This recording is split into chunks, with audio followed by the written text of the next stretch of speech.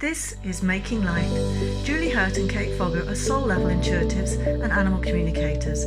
This show is about us sharing our experiences in the hope it will help others along their path. So let's go make some light. Hi, everybody. Welcome to this week's episode of Making Light Two Humans Being. My name is Julie Hurt. With me, as always, is Kate Foggo, who's in a little bit of a meh mood today. So we're going to do our best to cheer her up.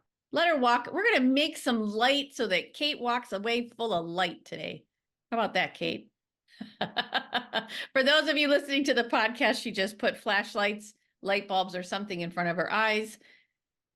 Yes, lovely. Anyway, so on this fabulous podcast, what Kate and I do as soul level animal communicators and soul level intuitive coaches is we talk about how our intuitive work has helped us grow and expand. Sometimes with our animals, we'll talk about, but lately what we've been doing is taking a look at various behaviors that we put into place to protect ourselves, shield ourselves, or work through negative limiting beliefs. We actually work through in our soul level intuitive coaching practices. We've got 4 that we actually really kind of focus on. There's so many more, but they kind of ladder up. Not worthy, not lovable. Today, we're going to be talking about not good enough and not feeling safe, supported, protected. We're talking about 2 today because we did a special episode earlier this month with our fabulous colleagues, Anne Marie Ellison and Monica Klein. So we're going to kind of squish these together. And it's also okay that we do, because many times negative beliefs become like Russian nesting dolls, as Kate and I both know. Sometimes Kate in particular, she could talk to this, finds that one negative belief creates workarounds that also become the other negative belief. And it's wonderful, the way that they continually present themselves for us to peel back the layers. Tapestry. Yes, it's a great tapestry. Yes, absolutely. So we've been focusing this month here, the month of January, on the workaround of giving and receiving, or in other terms, the how do I want to say, like the icky bits or the ways that make us feel uncomfortable about giving and or receiving gifts, help, whatever that may be. So Kate, is there anything you want to share about any, like your workaround as those 2? Can in general terms, as I say, I haven't, I'm just really tired, Julie. I don't know why. Gary's been away and he got back and but his flight was delayed, so I actually didn't have to get up that early, but I've been actually sleeping a lot more than usual, and I actually had to get up, and then anyway. That's normal that you're sleeping more than usual, because it's winter in the Oh, I northern know, but I hemisphere. don't Yeah. normally, I was thinking maybe I'm having too much sleep, and then I've just, because I'm doing this healing, I think I told you I'm certifying in a body code. So I've got like so many sessions, Julie. It's like, how we really want to be busy. And now that I'm busy, I'm like, oh, fuck me. This is hard work. Like, I don't want to work for a living. I like easy, ozy, jumble around, maybe get a few readings or whatever, but I'm like really busy. What's my point? Sleeping. I'm You doing all didn't. this. Yeah, so I was watching this webinar because obviously there's people telling me what's going on with them, and I'm looking up to see if I can get any pointers of how to make the healing more effective and stuff like that. Sorry, it's going off topic a bit, but I was looking about sleep because I know a lot of stuff I've read about sleep, and I was trying to pull it all together to make it an effective program to say to people, these are the things we're going to work on, and they were saying a minimum of 8 hours.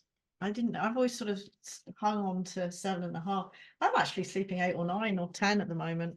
Anyway, I'm just feeling really tired. It's more that. And also when I was driving Gary back, it was really hard to see, as I was saying, because our windscreen wipers had frozen and I couldn't see, and the sun was really low in the sky, and I was getting really scared because I literally was on a fast road and I actually couldn't see fuck out of it. But the phone, I had a sudden thing popped into my head last night that said, your mother's going to pass away tonight. But it was like, it was not like an announcement. I part of it's fantasy, Julie. I do sometimes sit around and just And then because I think I thought of my dad, and I thought, why would I be thinking of my dad? And I was saying, is my dad here? And I got yes. And that then, of course, the next thing that pops into my head is maybe something's going to happen to my mom. And then the phone rang when I was in the car, and of course I couldn't answer it because I don't answer the phone in the car, and nobody should, hands-free or not, never, ever, ever, ever answer the phone in the car.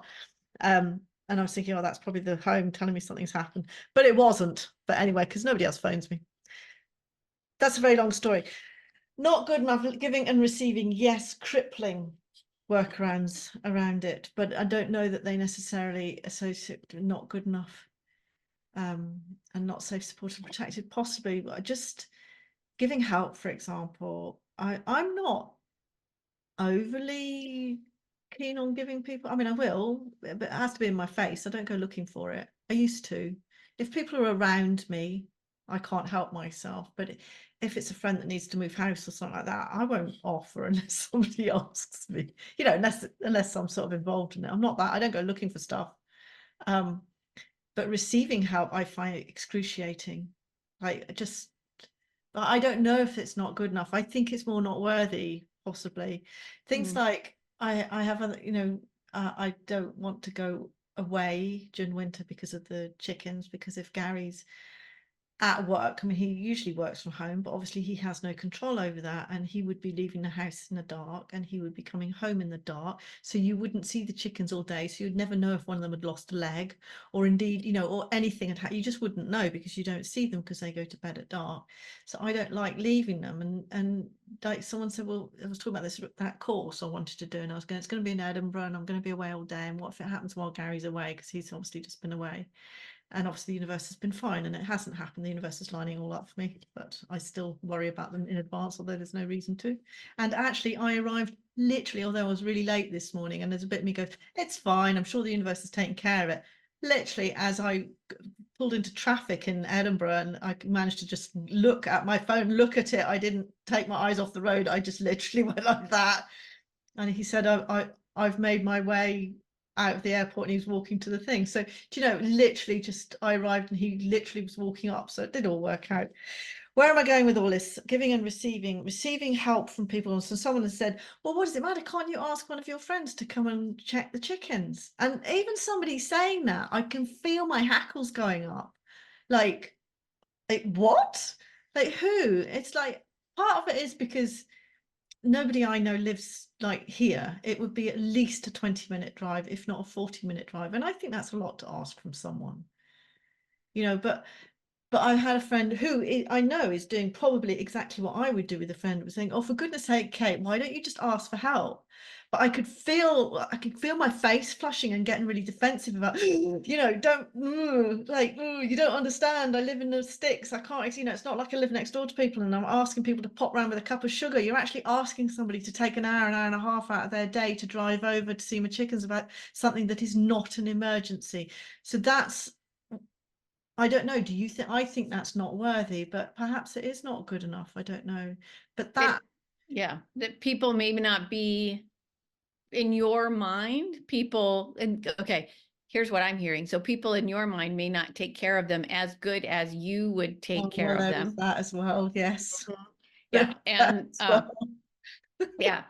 Which in that situation, what I'm hearing is from the guides is that it's more about that's a mirror for where you don't feel good enough about yourself. So it may not be you actually giving and receiving for not good enough, but it's more of it's more of you believing, I'm asking for the right word, believing that the help or that they'll take care of them as good enough as you. And that's just a mirror.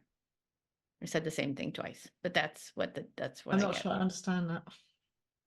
So it's not my workaround of being reluctant to ask for help is because I think that they'd be good enough. So it's not really a negative belief of not good enough. Then it's a different thing then, isn't it? It is. It's like a different layer. It's because it's a mirror of where you feel not good enough about yourself. It's just, it's not a direct, is how like in this situation, the chicken situation, it's not a direct negative belief. However, it is more of like a mirror so that you have an understanding of where you can examine not good enough in your own life. Okay. Okay. But Yeah. not feeling worthy of, or not, I could say not good enough as in terms of being not good enough friend. I could look at it that way. But that's not true anyway, because I have friends, of course I would drive over, and the friend that probably lives closest to me, so it's probably about a 20-minute drive. You know, I will go, not very often, but I have been to her house and fed her cat for her and things like that. Like, it's not that we're not good friends, but actually there is a bit of that. Maybe I'm not a good enough friend to expect that level of commitment from my friends, to be able to say to them, well, you know, do you mind coming and checking on the chickens? Like, I would if it was an emergency, but it doesn't feel like an emergency. It feels like I'll just not do this because I don't want to inconvenience someone. Mm-hmm. That's really what Yeah. it is. So we Yeah. see, and I think I've told this story before, but I remember at work, there was one of the guys, one of my reports, and I had so bored at work and just started to get really unhappy and miserable. And I kept looking at forensic science, you can do forensic science in computing, which I think would be fascinating. You know, looking the forensics of fraud and stuff like that. I think that'd be brilliant. And he was actually doing a master's in it part-time so he was taking like a day a week or something like that. And he'd come in, and he knew I was interested in this. He'd copied all his notes onto a DVD for me and printed out all his stuff. It obviously taking him a significant amount of time. Now I do that for people all the time, but I was absolutely mortified that he had done that for me.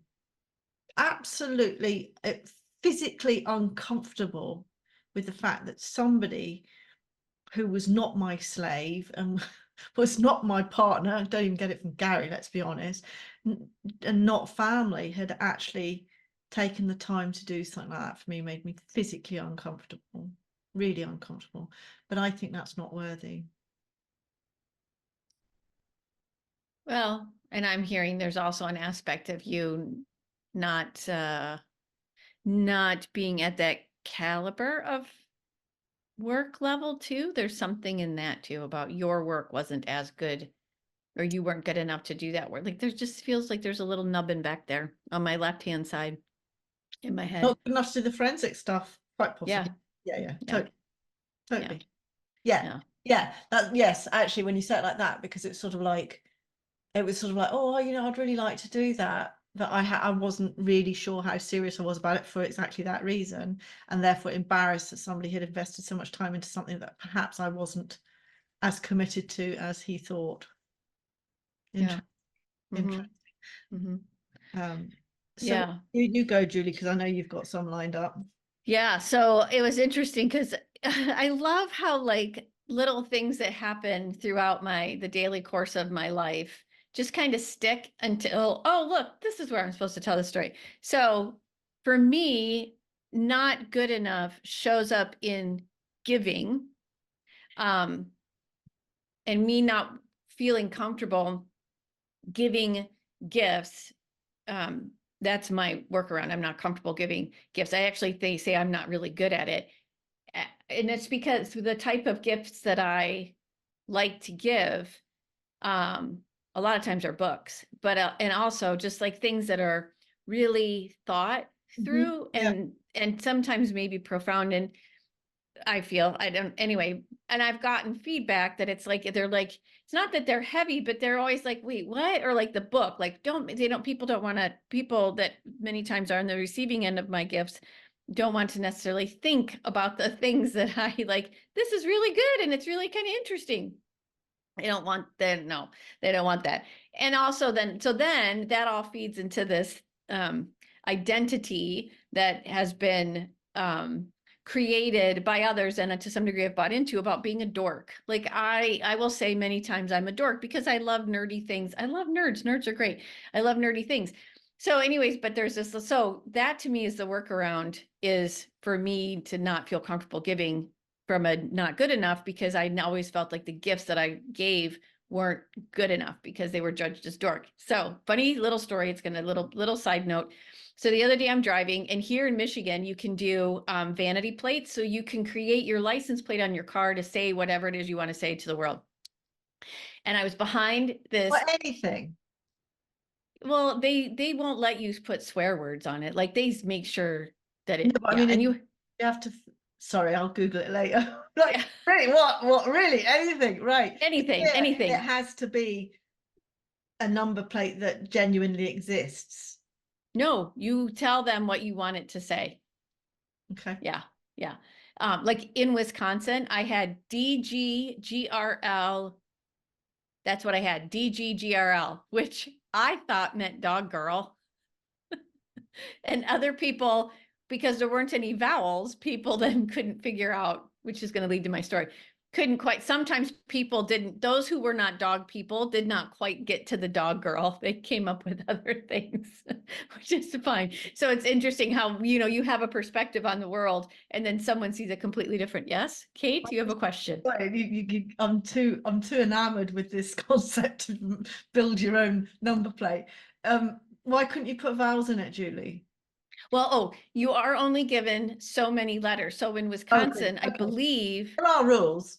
yeah, You there can't are say, rules. There "Fuck are, you bastard," and put that on your car.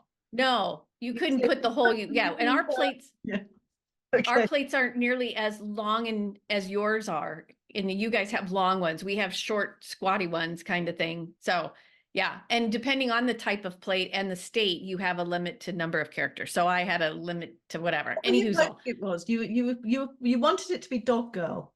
Yeah. Okay. That's another episode in itself. Go on. Anyway, yes. So I'm behind somebody here in West Michigan, and they're driving this really large pickup truck, which are very popular here in the US, right? These American pop-up or Love them. pop-up. I really want one. If I could afford a V8 engine and if money was no object and I had a petrol station beside my house, I would have one of them. Yes. So big pickup truck, all black, all tinted windows, black. It even has like even has like probably somewhere where you can hear it like revving, like it's just, it's like manly kind of, yeah. And I'm right behind it, right? And the license plate it says DK. And then I won't say the rest of the license plate because people can look it up, but just know that what it meant from what I could first tell was Dark Slayer, I think. It didn't necessarily have vowels. Well, it had maybe a couple, but it was DK and then something that meant Slayer, a way to write it. So I looked at it and I'm like, oh, Dark Slayer. And I immediately, because of making light and all the work that we do from an intuitive perspective, I'm just like thinking, oh no, don't choose the dark, choose the light. Fine, blah. I go through this whole thing in my head. And then I hear from my guides, that doesn't say Dark Slayer. That says Dork Slayer. And then I start laughing because I'm like, see, you can make anything. So I tell Brad this story later on when I go to pick up Brad, and I show Brad how the license plate was written. So I take the opportunity to insert a vowel, right? A missing vowel. I stick within the parameters of the vowel. Oh no, Brad decides to change up the consonants too. So instead of it being Dork Slayer, he makes it Dick Slayer because of course at the guy you go right to the dick, and we just have this whole big laugh. So anyway, that was a story down a tangent. Probably nothing. Anyway, just there you go. Now you know, Dork Slayer. And I knew there was a reason at some point I'd get to tell that story. So, I just assumed when you said DK that it was going to say something like dickhead, and I thought you wouldn't call yourself a dickhead, would you? Maybe you would, maybe for fun. I don't know. I don't think so. No, I don't think. But see, I think people they get so caught up, like me in Dog Girl, right? I got so caught up in Dog Girl as my plate, and it was on the endangered species plate in Wisconsin, which had the face of a wolf on it.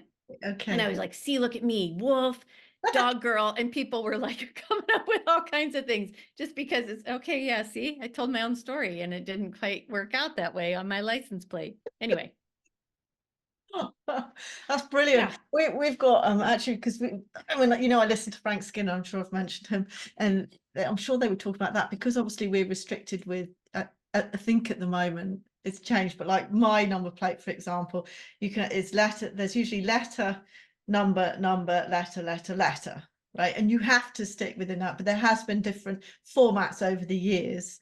But it has to be one that genuinely existed and fits that format at that time or whatever. So if you get some that sort of spell something, they actually go for really premium money, like, you know, thousands and thousands of pounds people will pay for, I don't know, Fab, for example, Fab 7 or whatever, something like that. It's just that talk shy. There was an episode on Frank Skinner where they were talking about the same sort of thing you're saying, is like, well, people have tried to get what should be a really cool number plate, and it's just like basically an epic fail because it's stupid, because it doesn't make sense or something like that. But we have just as another addendum, shall we say, what used to be standard life, it's been a whole number of things. You know how, I don't know if they do in the States, but here in the UK, these big institutions change names every couple of years, and they change all the marketing, and they change all the, you know, and all the shareholders, and you get all this information from them, and it's like some of the savings accounts I have no fucking idea anymore who they are. But I think is it Scottish Widows, so Standard Life turned into Scottish Widows, turned into this, turned into that, and it eventually was bought over, or has always been, or something with what is called Aberdeen, as in the city Aberdeen. But obviously some flake, as Gary calls it, some young person has decided that Aberdeen is now called, and I'm actually going to have to write it down, it's ABRDN. And that Aberdeen, Yeah. that is the name of the company that does my pension, and I think Gary's pension, manages the pensions. And Gary's apoplectic about this because he's like, some fucking think tank of young people went, oh cool, let's take all the vowels out. It's like Aberdeen, and it's like, but that would make a really good number plate, wouldn't it? Sorry, that just made me think of that. Going back to the theme though, so true about number plate, what you said about gift. I'm talking shite. Maybe there is something wrong with me. No, there's nothing wrong with you. Look at me, there's nothing wrong with me. Gift giving, when you say you give books, see, I think that's really nice and thoughtful to give See, that's why we're friends, Kate. You give me a book anytime, Julie. That is something that stops me giving things to people, is I don't like this giving for the sake of giving. And to be honest, I'm pretty lazy these days. I don't go out. It's actually hard to find a really original gift online unless you're prepared to spend, you know, probably more money than I'm prepared to spend on things like if I go somewhere, I just don't go out much, if I'm honest. Like if I went out more, I would pass things and go, oh, that'd be a really nice gift for Sansa, and I'll buy it. I'm not ungenerous, I don't think, but I don't like buying stuff for the sake of it. I just don't, for principle anyway, but also so much not good enough. I am not prepared to buy a token gesture and give it to somebody. I just can't do that. I would actually rather they thought I was mean. And yeah, and that's how I feel. Yeah, some stupid half-assed well, it doesn't even have to be stupid, even if it's really nice and it's expensive, but it's not something they want, or it's not something that interests them. So for me, giving a gift, and it shouldn't, I also think it shouldn't be hard work. I think giving a gift should be something that's pleasurable for everybody, which means, so my sister, for example, because I know her well, if I walked around a couple of farmers markets and stuff like that, over looking for craft stuff, and I'll pass something, you know, and they've always got their Christmas shite thrown in, and you know, and I'll see something really silly, and I'll know Stella will love that, and it'll be shit, it'll be something really stupid, but it will usually involve sheep, but I know she'd love it. And I'm not allowed to buy her stuff anymore because she moves house so many times that she doesn't want any more stuff. Like I don't, but there is totally a not good enough. If I'm not at sort of the apex game of buying the right gift, then I'd rather not do it. I want it. But I don't think that's that's the other thing about workarounds. Workarounds aren't always bad. I don't think that's a bad thing. Yeah. I don't think you should just buy shit because it's expected of you, which is why I got so frustrated.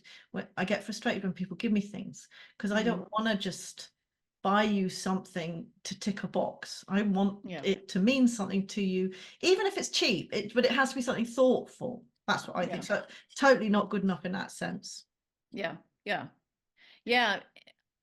And for me, like receiving, not good enough. I I actually feel what really kind of triggers my not good enough when I receive a gift is that I jump to the how am I going to say thank you? Because I already have it in my mind that I'm not going to say thank you in the most, how do I want to say this? Like my thank you isn't going to be received as to how grateful I am. Like I just get caught, I can get easily caught up in my head that what I'm saying isn't good enough.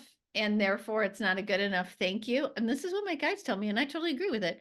Or I can't show my gratitude enough. Like I don't know why. It's crazy. I can be more I picky on that, but I was obviously going over the last week's episode and I was editing it, and I because I've been doing so many sessions, I only actually did it yesterday or the day before.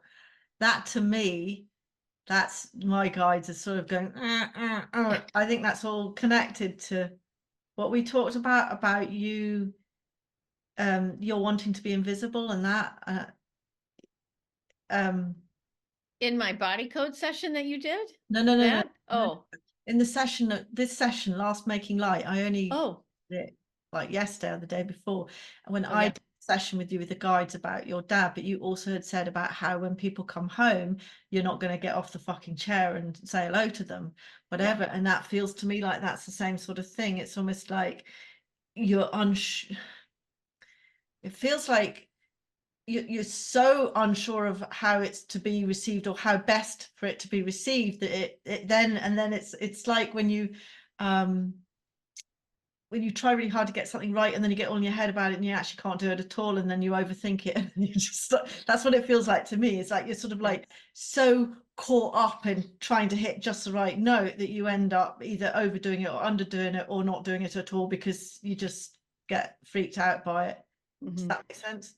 But yeah, it's tied with this what did we call it? It wasn't a fear of rejection, it's about the effort unreceived, yeah, tied to that somehow. yeah, yeah. No, that makes total sense. Yeah, which is interesting because I have a whole pile. So I haven't done Christmas cards in several years. And I'd like to, I just don't. And so I have a pile of the Christmas cards I received, and I was going to write little notes to every single one and also do my thank you cards for those gifts that we did receive. And so, but I haven't, they sit there, which I can easily do it while I watch telly, right? And we've been watching a lovely British show called Last Tango in Halifax. So do I do it? No. Don't do it, Julie, don't, because you're going to get back in that trap. See, that to me is such a Or societal if I'm aware of it, don't you think that if I'm aware of it, I hear you. I'm just wondering if I'm aware of that negative belief and that workaround, it then loosens its hold on me. And so I can just quickly dash off a thank you so much, really appreciated the gift, and let it be. I don't have to go into like the absolutely. whole, But yeah. I used to, yeah, I mean, I used to, this was one of the I must have been listening to something we were talking about before, must have been when you were giving me a slick session, I can't remember, about being a good wife in inverted commas and all that. And it was also not just about being a good wife, but being a good grown-up, like being an adult, being mature. And that I used to have a list. I really resented Christmas cards. I think it's a stupid thing to do. It used to be good for me before the time of email because it was a way of keeping in touch with people. Like I would send them a card and I would write inside the card a note, how are you doing, tell them what's been going on, keeping. And actually when we lived abroad, that was the way a lot of people kept in touch, as they would send a, God forbid, a round robin letter. That's never a good idea, but you know, when you send the same letter to everybody with all your news, that to me is totally not on. I mean, even if you cut and paste, that's one thing, but don't fucking do that round robin. But I used to handwrite in a card of you know, just news, how things are getting on and stuff like that. But I used to keep a list, and if someone didn't send me a card, I'd cross them off the list. Not because I didn't like them, but because my giving of cards was entirely about, you know, not well, I suppose not good enough in that sense. It's sort of like, if I don't want to not respond to you, I have to be that good person that responds and does a responsible thing and is a grown up and all that. And it's like I have no desire to send cards, but if you send me one, then I have to send you one back. So if you don't send me one, it is with delight that I take you off my list because that's one less person that I have to write to. That's horrible. I mean, that's just, but that's all not good enough, isn't it? Totally. That Yeah. being the obedient, um housewife, I suppose, that manages the, family communication. A load of bollocks. Actually, it's all bollocks. Now we actually got more than usual this year. I think we got 6 cards, which is more Oh, than yeah. we get. My sister always sends me one. Yeah. My list is my receiving is dwindling because I'm not providing. And that's, yeah. I mean, but with Facebook and social media, hi, Merry Christmas to see y'all anyway. I mean, I don't know. I do love Christmas cards. They're beautiful. And I do like getting the pictures of like cousins and things like that and their kids. Um, yeah, it's a thing, right? So, but I do want, just in the interest of time, let's talk about safe, secure, and protected, or not feeling. I have one. Yeah, go. So for me, gift giving, and it's interesting that I looked at it as gift giving and you to some degree approached it as help. Like, and I'm glad we did, because then we get to cover everything. But for me, giving a gift can trigger, or my safe, secure, and protected is at play when I believe that me giving this gift, you won't accept me or like me. So it kind of goes along the dork. So I can see how like the rushing nesting dolls begins to come into play. But for me, if when I'm not feeling safe, secure, and protected, and I give a gift, like this little soundtrack kicks in of, oh, I'm going to give you this gift. You're not going to accept me as I am. And you may not even like me because you're going to judge me completely on this gift. And therefore I don't feel like, just don't feel safe. So Wow. I know. I know. I know. Good times here on Making I Light. can Yeah. talk generally a bit about the not safe, supported, and protected. And I do think that generally a lot of the societal rules that I used to follow about making sure I responded to a Christmas card and all those sort of things, I think that's all about not safe, supported, and protected. This idea that if you maintain this, I don't know, fictional level of who you are, I don't know, that if you perform certain duties and become this certain person and whatever, that people will love you and respect you, and you'll be a safe functioning member of society. I think a lot of that is triggered by not safe, supported, and protected. And yes, for me, when you talked about the Russian nesting dolls, a lot of my not good enough and unworthy were workarounds for unlovable. But I think you can sometimes then take it to another layer and go, well, why do you need to be loved? Because if you're loved, you're safe. So that's like another layer around it. And that's where they all just end up one big mushy squashy. We're all just so insecure and unhappy. And basically we're just, scared, all of us, all the time, that somehow we're either scared of not being loved or scared of not being good enough or scared of, that not in some ways not safe, supported, and protected, for me, underpins all of them in the same way that unlovable underpins I'm not good enough, you're not going to love me, I'm not worthy of you to love me. Well, but why do I need to be loved? Because if you don't love me, how can I be safe? It's like, and then no doubt there's another one wrapped around that, and then we all start again. It's madness. All of it's madness. Yeah. And yet, welcome to the human journey. There was I should have kept it up. There was one of the emails from Abraham Hicks came up, and it was basically like, if you could just believe you were okay, you'd be okay. And you think, oh God, I wish it was that simple. It is actually, it is, right? That's the can't we paradox. why can't we believe it? Well, you get into the whole metaphysical thing about, we choose to incarnate as humans at this time to work on specific things so that we can help all of the species get to the same level as animals and other beings that don't really care about all that stuff. I mean, I've seen like different animal communicators talking about, and we've had these experiences too, about how the animals are saying, you guys make things so complicated. We do. Totally. When I talk to Sally about the problems with the mortgage and interest rate, she doesn't care. Yeah. Yeah. Well, Oh my God, our insurance has just gone up, and Sally's like, yeah, whatever. When's tea time? Yeah. Like, why do y'all have insurance? Like, what's the meaning of insurance? What does insurance actually do? Like, why did you guys decide to create a whole industry around insurance? Like, why don't you just take care of each other? But that's a whole nother story. Okay. And I'm going to digress and get on my soapbox again. Okay. I do want to just cover safe, supported, and protected for me as far as receiving. Because when I was asking my guides before we got on, so for me, receiving can kick in not feeling safe, supported, and protected.